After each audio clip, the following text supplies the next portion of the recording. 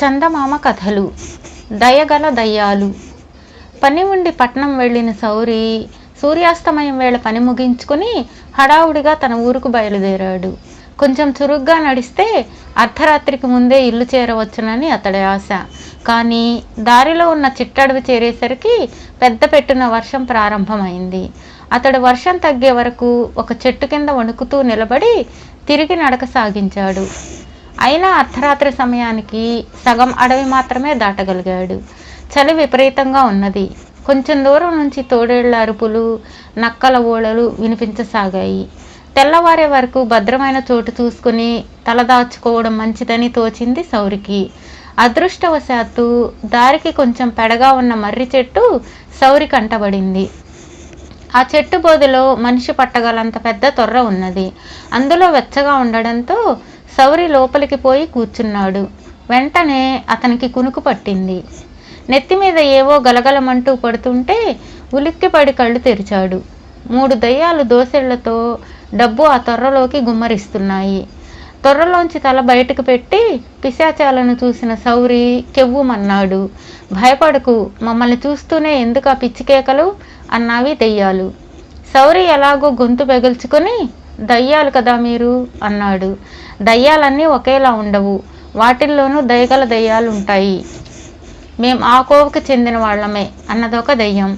ఆ మాటకొస్తే ఈ కాలం మనుషులు దెయ్యాలకు ఎందుకు తీసిపోరు.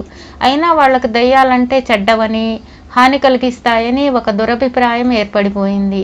దాన్ని పోగొట్టేందుకు మనుషులతో స్నేహం చేయాలని మా కోరిక అన్నది మరొక దెయ్యం. అందుకే ఈ త్వరలో డబ్బు దాస్తున్నాం. మనిషికి డబ్బంటే మహా ఆశ కదా, నువ్వు మంచి సమయంలోనే మా కంట పడ్డావు.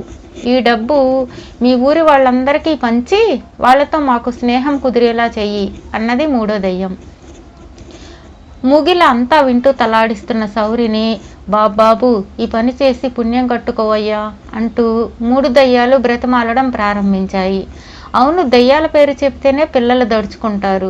వాళ్లకు ఈ డబ్బు మీ నుంచి బహుమతిగా వచ్చిందని చెప్పి దయ్యాలంటే వాళ్లకున్న భయం పోగొడతాను అంటూ సౌరి డబ్బంతా మూటగట్టుకున్నాడు. బాబు ఆ పని చేస్తేవా మేం బతికిపోతాం, రేపు రాత్రికి మళ్ళీ ఇక్కడికి రా అంటూ దయ్యాలు అదృశ్యమైపోయాయి. ఆ సరికి తెల్లవారు వస్తున్నది. సౌరి పట్టరాని ఆనందంతో డబ్బు మూట భుజాన వేసుకుని ఇల్లు చేరాడు. పట్నంలో పని అయిందా, మళ్ళీ వెళ్ళాలా, అదేమిటి భుజాన మోత బరువు అని అడిగింది సౌరి భార్య భాగ్యం. భుజాన భాగ్యం ఉన్నదే వెర్రిదాన, ఇక మనం పట్నంలో కాపురం పెట్టి ఒక వెలుగు వెలగడమే తరువాయి అంటూ డబ్బు నేల మీద గుమ్మరించి జరిగినదంతా భార్యకు చెప్పాడు సౌరి. మీ తెలివి తెల్లవారినట్లే ఉంది. ఈ కాస్త డబ్బుతో పట్నంలో కాపురం పెట్టడమా, ఎలాగూ దెయ్యాలు మళ్ళీ రమ్మన్నాయి కదా, పోయి మరి కాస్త డబ్బు పట్టుకురండి అంటూ అందుకు మార్గం కూడా చెప్పింది భాగ్యం. మర్నాటి రాత్రి అదే మర్రి చెట్టు దగ్గర దయ్యాలు సౌరి కోసం ఎదురు చూస్తూ ఉన్నాయి. అవి సౌరి తమను సమీపిస్తుండగానే, ఆహా వచ్చావా, మేము ఇచ్చిన డబ్బు తీసుకుని పిల్లలు ఏమన్నారు అని ఆత్రంగా అడిగాయి. తెగ మురిసిపోయారు. దయ్యం బాబాయిలను చూపించమని ఒకటే పోరు అన్నాడు సౌరి. ఇకనేం అయితే పద అంటూ పొంగిపోయాయి దయ్యాలు. కొంచెం నిదానించండి, పిల్లలు సంతోషపడి లాభం లేదు. పెద్దవాళ్లే కదా వాళ్లకు దయ్యాలంటే చెడ్డవని నూరిపోసేది, కనుక మనం వాళ్లకు కూడా కొంత డబ్బిచ్చి వాళ్ళను కూడా మంచి చేసుకోవాలి. అవునన్నట్లు మీరు చెప్పేదాకా నేను గమనించనే లేదు. నిజంగా మనిషికి డబ్బంటే మా చెడ్డ ఆశ అన్నాడు సౌరి. దయ్యాలు పెద్దవాళ్ల కోసమని సౌరికి మరికొంత డబ్బు ఇచ్చాయి. సౌరి భార్యాభర్త తెచ్చిన డబ్బు చూసి ఇవేవో వెర్రి దయ్యాల్లా ఉన్నాయి, అయినా మరికొంత డబ్బు గుంజి వాటిని మనం శాశ్వతంగా వదిలించుకోవాలి. అందుకు ఒక రాత్రి ఊరి జనాన్ని రచ్చబండ దగ్గర సమావేశపరుస్తానని చెప్పి దయ్యాలను వాళ్లతో స్నేహం కలపమను, అవి సరేనంటే ఇలా చెయ్యి అని ఆ చేయవలసిందేమిటో భర్తకు చెప్పింది. సౌరి భార్య తెలివితేటలను మెచ్చుకొని ఆ రాత్రి దయ్యాలతో, మీరిచ్చిన డబ్బు తీసుకొని పెద్దవాళ్ళు కూడా చాలా సంతోషించారు. కానీ వాళ్లల్లో బాగా మూఢనమ్మకాలున్న ఆడవాళ్లు మాత్రం అంతగా తృప్తి చెందలేదు. వాళ్లను తృప్తిపరచాలి కదా అంటూ దయ్యాల నుంచి మరికొంత డబ్బు తీసుకొని మర్నాటి రాత్రి వాటిని ఊరి రచ్చబండ దగ్గరకు వచ్చేయమన్నాడు. ఆ పగలు సౌరి ఊరి వాళ్లతో, ఈ రాత్రి మొదటి జామున దయ్యాలు రచ్చబండ దగ్గరకు వస్తాయి. కళ్ళారా వాటిని చూడాలని కోరిక ఉన్న వాళ్ళంతా రండి అని చెప్పాడు.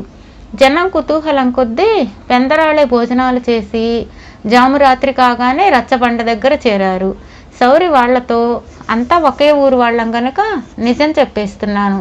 నాకు ఈ మధ్య ఒక దూరపు బంధువు ఆస్తి దాచటం ఎందుకు చాలా పెద్ద మొత్తం సంక్రమించింది. అందులో కొంత ఖర్చు చేసి మన ఊళ్ళో ఒక ఉచిత వైద్యశాల కట్టిద్దామనుకున్నాను. కానీ నిద్రలో ఉండగా 3 దయ్యాలు నన్ను తట్టి లేపి అలా వైద్యశాల కట్టించవద్దని గట్టిగా హెచ్చరించాయి. ఈ మధ్య వాళ్ళ దిక్కుమాలిన లోకానికి వచ్చే వాళ్ళ సంఖ్య బాగా తగ్గిపోయిందట. ఈ రాత్రి మన ఊరు వచ్చి కొందరిని తమ వెంట తీసుకుపోతాయట. మీరంతా ధైర్యంగా ఉండి ఆ దయ్యాలకు తగిన శాస్తి చేయాలి అని చెప్పాడు. ఒక పావు గంట గడిచే లోపల 3 దయ్యాలు ఆనందంగా నవ్వు మొహాలతో జనం దగ్గరకు వచ్చాయి. వాటిని చూస్తూనే కొందరు పారిపోయారు. ధైర్యవంతులు నిలబడి వాటి మీద రాళ్ళు చెప్పులు విసరడం ప్రారంభించారు. 3 దయ్యాలు చేతులు జోడించి, అయ్యలారా తొందరపడకండి, మేమిక్కడికి వచ్చింది మీకు హాని చేసేందుకు కాదు, స్నేహం కోసమే అన్నాయి. అయినా జనం వాటి మీద చెప్పులు రాళ్ళు విసరడం మానలేదు. దయ్యాలు పూర్తిగా ఆశాభంగం చెంది అక్కడి నుంచి బయలుదేరాయి. సౌరి వాటిని కొంత దూరం పోయాక కలుసుకొని, చూశారా మనుషులు ఎంత స్వార్థపరులో, వాళ్లకు మీ డబ్బు పనికి వచ్చింది కానీ మీ స్నేహం పనికి రాలేదు, నమ్మక ద్రోహులు అన్నాడు ఆవేశం నటిస్తూ. దయ్యాలు ఎంతో శాంతంగా, నువ్వు మనిషివే అన్న సంగతి మరిచిపోకు, ఇది మాకు జన్మ జన్మలకు గుర్తుండే అనుభవం అంటూ మాయమైపోయాయి. పీడ విరగడైంది అని పైకే అనేసి సౌరి ఇంటి దారి పట్టాడు. అతడు ఇల్లు చేరి అక్కడ పరిస్థితులు చూసి గుడ్లు తేలేశాడు. ఊరి జనంతో తనకు ఆస్తి బాగా కలిసి వచ్చిందని చెప్పడం విన్న దొంగలు అతడి ఇంట జొరబడ్డారు. వాళ్ళు సౌరి భార్యను స్తంభానికి కట్టేసి దయ్యాలిచ్చిన డబ్బుతో పాటు అతడు కష్టపడి కూడబెట్టినది కూడా దోచుకున్నారు. సౌరి భార్య కట్లు విప్పుతూ పశ్చాత్తాప పడుతున్న వాడిలా, మనుషుల్ని మోసగించినా దయ్యాల్ని మోసగించినా మోసం మోసమే, దానికి ప్రాయశ్చిత్తం తప్పదు అన్నాడు.